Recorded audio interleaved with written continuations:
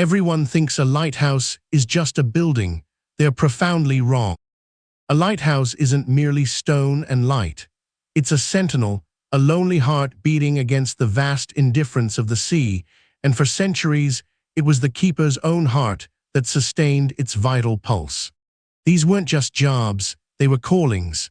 A life of profound solitude, broken only by the rhythmic clang of the fog bell, the shriek of gulls, and the endless churn of the ocean. Imagine the raw courage it took to live perched on a remote rock, sometimes miles offshore, as gales tore at the structure and waves threatened to swallow your very existence. This wasn't a choice for the faint of heart. Before the age of automation, the light itself was a delicate, demanding beast. It needed constant tending, its oil reservoirs refilled, its wicks trimmed, its intricate gears wound by hand, often every few hours, day and night. The very first lighthouse keepers emerged from necessity, often retired mariners or local villagers who understood the sea's temper. Their pay was meager, but their responsibility immense.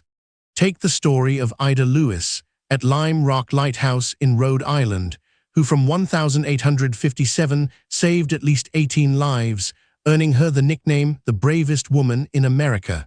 She wasn't just a keeper, she was a rescuer. Her days were a blur of tending the lamp, rowing her younger siblings to school, and then, without hesitation, launching her small boat into raging storms to pull shipwrecked sailors from the icy grip of the waves. The isolation was profound. Some lighthouses, like the Eddystone Lighthouse off the coast of Cornwall, England, were so remote that supply boats could only reach them perhaps once a month, if the weather permitted. Imagine weeks, sometimes months, without seeing another human face beyond your fellow keeper. The silence, broken only by natural sounds, could be both a comfort and a crushing weight.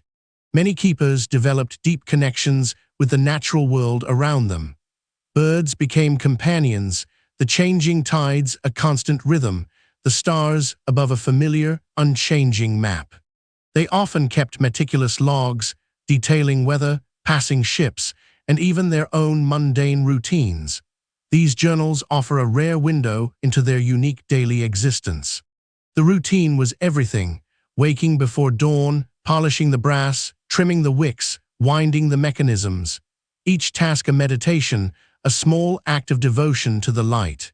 Then there was the fog, that insidious, all-consuming blanket that could descend without warning, rendering the powerful beam almost useless. This is when the foghorn became their voice. The foghorn's mournful bellow, a sound both eerie and comforting, had to be maintained just as diligently as the light. For hours, sometimes days, a keeper would ensure its continuous warning cry. Some keepers faced incredible psychological challenges. The infamous Flannan Isle Lighthouse mystery of 1900, where 3 keepers vanished without a trace, remains an unsettling testament to the sea's power and isolation's toll. The official explanation cited a rogue wave, but the lack of any bodies or definitive clues fueled decades of speculation about madness, mutiny, or even something more otherworldly. Yet for every dark tale, there are countless stories of steadfast dedication. Keepers like Marcus Hanna of the Cape Elizabeth Lighthouse in Maine, who served for 42 years, seeing his light through countless storms. He and his peers were the unsung heroes of maritime safety. Each flicker of light, each blast of a horn, was a silent promise of guidance, a beacon of hope in the vast, unforgiving darkness. As technology advanced, the need for human hands at the light slowly diminished.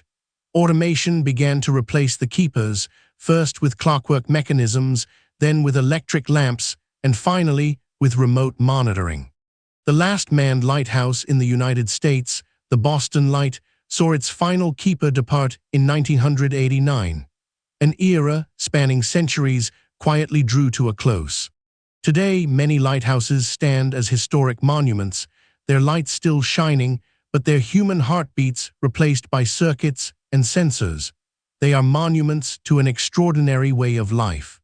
But the legacy of the lighthouse keeper endures.